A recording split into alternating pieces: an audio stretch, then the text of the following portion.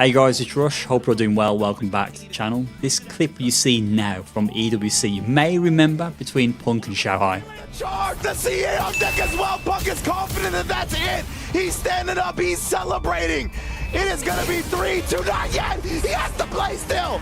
Are you serious? You cannot. In the wise words of the SGC, what are you standing up for? In this video, we'll look at the strange rules around Street Fighter 6's damage scaling and combos. The first thing we'll do is we'll look at the combo that Punk used in that match. So that was EX Hooligan or OD Hooligan into a drive rush, stand heavy punch, and then a charge spiral arrow, and then the CA at the end. And you can see with the scaling, the raw drive rush into stand heavy punch after the OD Hooligan, that introduces 41% scaling to that route. The spiral arrow drops to 51%, and then the CA at the end is only 50% max damage. Pew, pew, pew. This combo route doesn't kill, but it is more optimal than what Punk did. You can see the CA has scaled by 30%. This does an additional 22 damage. But to kill in this situation, the optimal route is a light spiral arrow and then juggle that into the CA at the end. That would kill in this situation. So if you sat there scratching your head wondering why scaling is all over the place, let's look at some examples with Ken in Street Fighter 6 to understand the scaling a bit better. If you string lights together, it starts at 100%, the second light goes down to 80%, and the last one is 70%. Mediums and heavy in succession don't generally scale, they'll stay at 100% even on the second hit. That's Ken's target combo, the second hit is 100%. Crouch and medium punch into crouch medium punch, that stays at 100%. Crouch heavy punch into crouch heavy punch remains at 100%. Crouch medium kick on punish counter remains 100% too. However, Ken's kick target combo goes from 100 to then 80 then 70, similar to the light string. A medium into light does not scale, that stays at 100, that is a counter hit string there. But if I do a 3-hit string from this, you'll see that second light, the stand light kick, does scale by 20%. So there is some overlap of the rules from move to move. Medium into light stays at 100, medium stays at 100, light goes down to 80. So medium light goes down to 80. So another thing we need to look at is drive rush cancel. So a medium or a heavy into a follow-up scales by 15%. 2 drive rush cancels will take you down to 68%, 32% lost. But lights and lows into drive rush cancel will scale by 32% straight away, so down to 68 immediately. So a combo like this is actually not optimal from a drive rush cancel.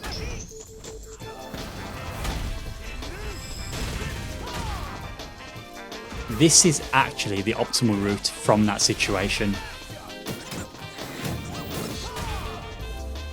Looking at drive impact scaling, doing a button into drive impact where it combos, there's no scaling. After a punish counter drive impact, the follow-up button scales by 20%.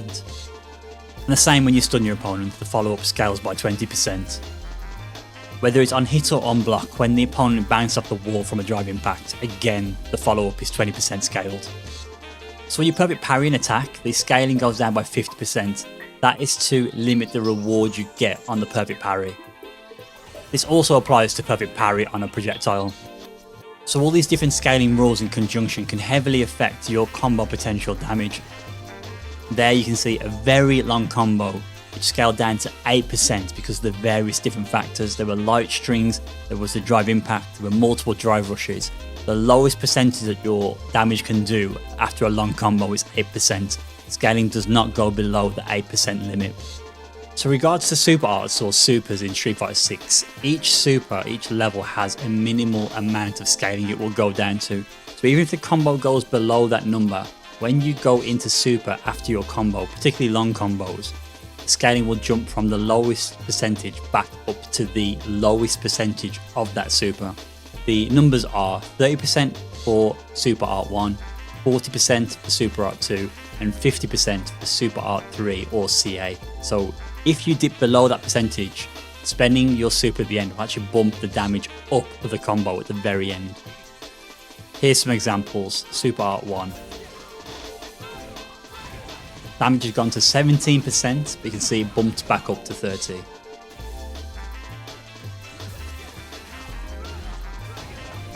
%17 again. Spending Super Art 2 brings it up to 40%, so you can bring that damage up by spending Super at the end. And then Super Art 3 obviously will do the most damage. That will tank on the most damage at the end of your combo. And you rebuild the drive bar, which is important in Street Fighter 6 when you spend the Super Art 3. But then there's character specific scaling. So let's use Ken's run DP as an example. So crouching medium kick into run DP scales by 20%. Crouching medium punch into run DP, there's no scaling, it stays at 100. If you do run DP into level 3, it starts at 100% scaling and it drops down to 90, so it drops down by 10%. Step kick into level 3, it starts at 100% and it drops down to 80%, so a 20% drop. From Chin Buster, if you do run DP into level 3, the Chin Buster into run DP scales down by 30%. And then the run DP scales by 20%, meaning the level 3 or CA does 50% of its damage.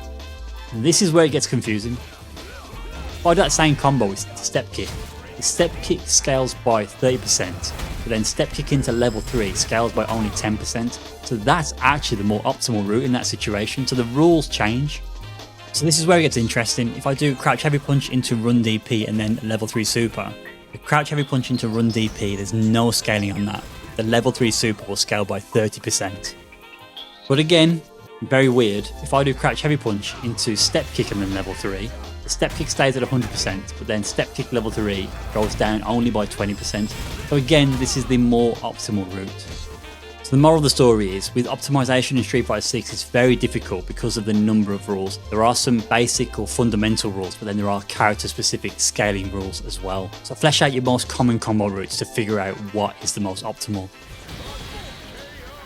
So being the man that I am, let's go back to Street Fighter 5 to see some of the scaling rules within that game in comparison to Street Fighter 6. So, Street Fighter 5 and scaling. The way scaling works in Street Fighter 5, additional hits will scale by 10% initially, so it doesn't matter if it's a light. If you look in the top right corner, you can see the second light in that combo there, scale by 10. Doesn't matter if it's mediums, you can see 10% again, medium into light, 10% again, and even crouching medium kicks into a follow-up, the special move there scales by 10%, so it's more uniform in that regard across the cast. So if I do a slightly longer, more natural combo, each hit of that combo scales by 10%, so 10% for the second light attack, 10% for the stand light kick, 10% for the heavy DP, and 10% for the CA at the end. But there are mechanics in Street Fighter 5 which introduce additional scaling, so crush counters are a good example of this. Crush counters, when you land them, the follow-up attack after the crush counter will scale twice, so by 20%. And the reason they did that was to nerf damage across all crush counters. So cancelling a button into V-trigger or V-trigger cancel, when you hit somebody and you go into V-trigger cancel, the follow-up button will scale by 30%, so V-trigger cancel combos are heavily scaled. There I did a crouching medium punch into V-trigger cancel, Ken's V-trigger 1, into another crouching medium punch. The second crouching medium punch scaled by 30%. So a combo route that has crush counter and V-trigger cancel in it is a terrible combo route for optimization. There you can see that 4-hit combo scaled all the way down to 40%. So what we used to do in Street Fighter 5, rather than going for a crush counter to punish a DP, we'd opt for a non-crush counter punish. We'd use the counter hit status from the punish on the DP to get a different link that wouldn't normally work. Another option, but it's more tricky, was to do a raw V-trigger activation. If you did this, you can net some massive damage. And also in regards to CA or Super in Street Fighter 5, every character only had one CA/Super, and the lowest amount of damage that would do in a combo would be 50%, similar to Street Fighter 6.